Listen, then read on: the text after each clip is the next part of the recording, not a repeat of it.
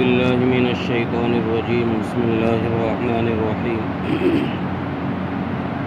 إن الذين آمنوا ثم كفروا ثم آمنوا ثم كفروا ثم ازدادوا كفرا لم يكن الله ليغفر لهم ولا ليهديهم سبيلا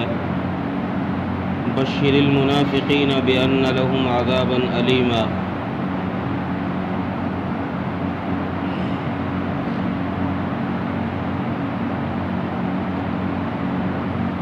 اس آیت میں اللہ تبارک و تعالی نے ایسے لوگوں کا ذکر کیا ہے جو کبھی ایمان لے کر آتے ہیں، کبھی اس ایمان سے پھر جاتے ہیں، پھر دوبارہ ایمان لے کر آتے ہیں، پھر ایمان سے پھر جاتے ہیں، اور پھر اس گمراہی کے اندر ترقی کرتے چلے جاتے ہیں، اس گمراہی میں بڑھتے چلے جاتے ہیں. تو اللہ تعالیٰ ایسے لوگوں کو جو ہدایت کے طرف لانا ہے اللہ کا، تو ایسے لوگوں سے اللہ اس ہدایت کو چھین لیتے ہیں، ان کو ہدایت کی راستہ صراط مستقیم جو ہے ان کو نہیں دکھایا جاتا. بعض مفسرین نے فرمایا ہے کہ یہاں اس آیت میں مراد وہ لوگ ہیں جو اہل کتاب تھے، کہ کبھی تو وہ حضرت موسیٰ علیہ السلام پر ایمان لے کر آتے، پھر کچھ دیر کے بعد وہ گائے کی پرستش میں لگ جاتے، یعنی اسلام سے ایمان سے پھر جاتے، پھر حضرت عیسیٰ علیہ السلام پر ایمان لے کر آتے تو حضرت محمد صلی اللہ علیہ وسلم کا انکار کر دیتے. بعض مفسرین نے فرمایا کہ یہاں اس سے مراد منافقین ہیں. منافقین کا حال یہ تھا کہ وہ مسلمانوں کے سامنے اپنے آپ کو مسلمان ظاہر کرتے تھے، اور اپنے سرداروں کے پاس جا کر پھر وہی کفر کی باتیں اور یہ کہنا کہ ہم تو تمہارے ہی ساتھ ہیں. تو اس سے مراد منافق ہیں. بیان القرآن کے اندر حضرت تھانوی رحمۃ اللہ علیہ فرماتے ہیں کہ کچھ منافق تو وہ تھے جو باشعور تھے، سمجھدار سمجھے جاتے تھے، پڑھے لکھے تھے. ان کے نفاق کا حال یہ تھا کہ یہ جب بھی کوئی کام کرتے تو پہلے اس کے لیے مشورہ کرتے اور فیصلہ کرتے، اور اس فیصلے کے بعد پھر اس کام کو یہ لوگ کرتے. لیکن کچھ منافق وہ تھے جو بے شعور تھے، جنہوں نے کلمہ اسلام اس لیے پڑھا تھا کہ ہمیں یہاں سے کچھ انعامات ملیں گے اور ہمیں اچھے اچھے گھر مل جائیں گے، مال و دولت مل جائے گا. یعنی وہ یہ سمجھتے تھے کہ اسلام لانے سے زندگی میں تبدیلی آ جائے گی، ہماری زندگی بدل جائے گی. تو اس لیے وہ لوگ مسلمان ہوئے تھے، اور ان کے دل کے اندر یہ بھی نہیں تھا کہ ہم کو اسلام چھوڑ دینا ہے، اسلام سے ہمیں پھر جانا ہے، بلکہ وہ لوگ یہی سمجھتے تھے کہ ہم مسلمان ہو رہے ہیں تو اسلام پر ہی رہیں گے. لیکن دل کے اندر لالچ یہ تھا کہ اس اسلام میں ہمیں کچھ اچھی زندگی مل جائے گی. جب انہوں نے دیکھا کہ مسلمانوں کے ساتھ تو حالات ہیں، اور وہ سمجھ رہے تھے کہ یہاں تو پھولوں کا بستر ملے گا، ان کو ملا کانٹوں کا بستر. چونکہ وہ اس وقت مسلمان ہوئے تھے جب اسلام پر جو اسلام کا کلمہ بلند کرتا تھا تو اس کو طرح طرح سے ستایا جاتا تھا، پریشان کیا جاتا تھا، کفار کی طرف سے تکلیفیں پہنچائی جاتی تھی. تو یہ لوگ جب انہوں نے یہ حال دیکھا کہ یہاں تو بھئی بجائے کچھ ملنے کے اور پریشانیاں ہی پریشانیاں ہیں، تو یہ لوگ پھر پیچھے کو ہٹ گئے. اپنا کفر ظاہر کر دیا، جو ایمان یہ لے کر آئے تھے اس ایمان سے پھر گئے، اور ان کا حال ایسا ہو گیا کہ یہ صبح کو مسلمان ظاہر کرتے، اپنے آپے کو کہتے کہ ہم مسلمان ہیں، شام کو کافر بن جاتے، اور مسلمان جب جہاد پر جانے لگے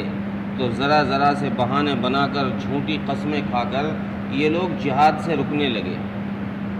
چونکہ یہ نئے نئے مسلمان تھے،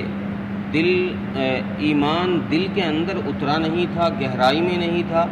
اب جب ظاہری ایمان ہوتا ہے اور ایمان دل کی گہرائی میں نہیں اترتا تو پھر اس آدمی کو چھوٹی سی تکلیف بھی بڑی پریشانی دکھائی دیتی ہے، اور جب ایمان گہرائی میں اتر جاتا ہے، قلب کے اندر اتر جاتا ہے، تو پھر انسان کے لیے گردن کٹانا بھی اللہ کے نام پر آسان ہو جاتا ہے، جیسا صحابہ اکرام نے کر کے دکھایا کہ اپنی گردنیں کٹا دی لیکن ٹچ سے مچ نہیں ہوئے، ذرا سے بھی نہیں ہلے، ذرا بھی نہیں بدلے۔ تو ان لوگوں نے جب یہ حالت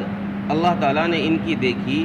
کہ یہ تو بھائی صبح کو مسلمان ہو رہے ہیں، شام کو اپنی بات سے پھر بدل جا رہے، جب اللہ کے نام پر جہاد کا نمبر آتا ہے کہ اللہ کے نام پر جہاد کرو تو یہ پھر جھوٹی قسمیں کھا کر اور بہانے بنا کر رک جاتے ہیں کہ میری بیوی بیمار تھی، پریشان تھی، میرا فلاں کام رہ رہا تھا، اور اللہ کے نبی کے سامنے جا کر قسمیں کھاتے ہیں کہ اللہ کی قسم میرے ساتھ تو یہ معاملہ آ گیا، ورنہ میں تو جاتا آپ کے ساتھ جہاد میں۔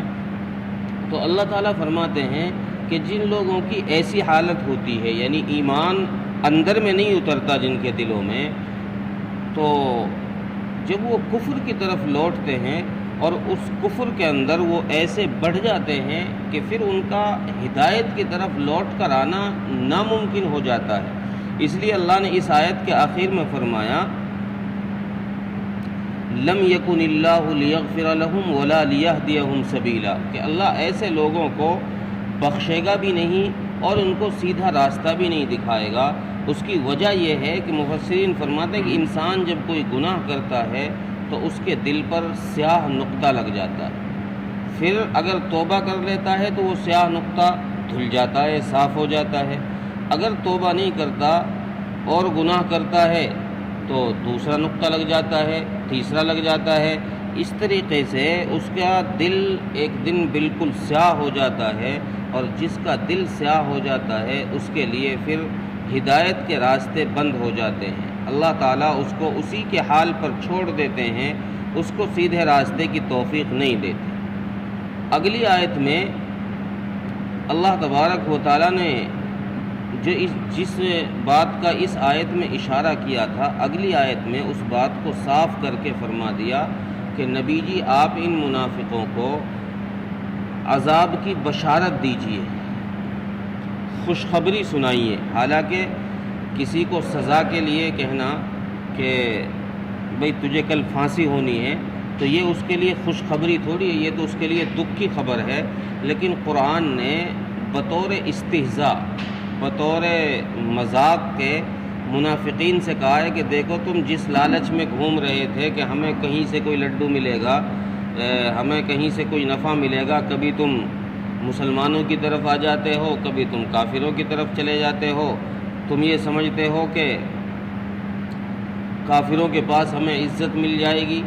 ہمیں یہاں سکون مل جائے گا، کچھ راحت مل جائے گی۔ اللہ فرماتے ہیں کہ تم انہیں اس راحت کے چکر میں، اس آرام کے چکر میں تم نے آخرت کا آرام کھو دیا ہے، اور آخرت میں تمہارے لیے دردناک عذاب ہے۔ اس لیے اللہ تعالیٰ نے فرمایا کہ نبی جی ان سے کہو کہ ان کے لیے، منافقین کے لیے عذاب ہے، اور اس کی خوشخبری انہیں سنا دو۔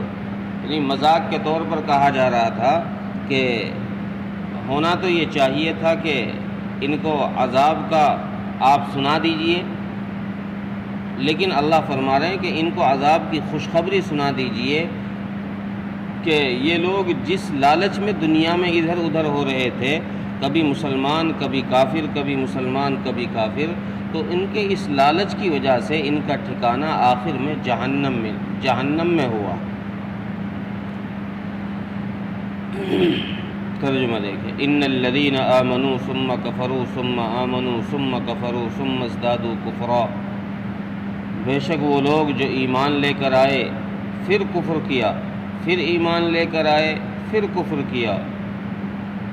اور پھر کفر میں بڑھتے ہی چلے گئے، لم یکن اللہ لیغفر لہم ولا لیہدیہم سبیلا، تو اللہ تعالیٰ ایسے لوگوں کو ہرگز نہیں بخشیں گے اور نہ ہی ایسے لوگوں کو صراط مستقیم کی ہدایت ہو، سیدھے راستے کی ان کو ہدایت ہوگی۔ بشر المنافقین بان لہم عذابا علیما، اور اے نبی جی آپ ان منافقوں کو دردناک عذاب کی خوشخبری سنا دیجیے۔ اللہ تعالیٰ ملک توفیق۔